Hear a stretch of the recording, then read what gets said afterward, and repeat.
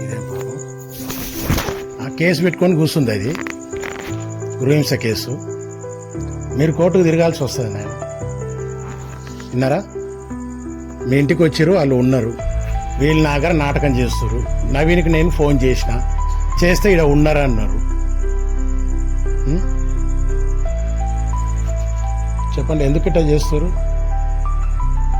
మీరు మాట్లాడినవన్నీ ఉన్నాయి, మొత్తం యూట్యూబ్లో పెడుతున్నా. నేను ఛానలే ఓపెన్ చేసిన. 92 ఏళ్ళ నా అమ్మ ముసలామె, ఆమె మీద నా మీద కేసు పెట్టింది. అది ఈమె పండగకు వస్తా అన్నది, 4 సరిపోరా 3 సరిపోరా అన్నది, ఇవన్నీ చేసింది.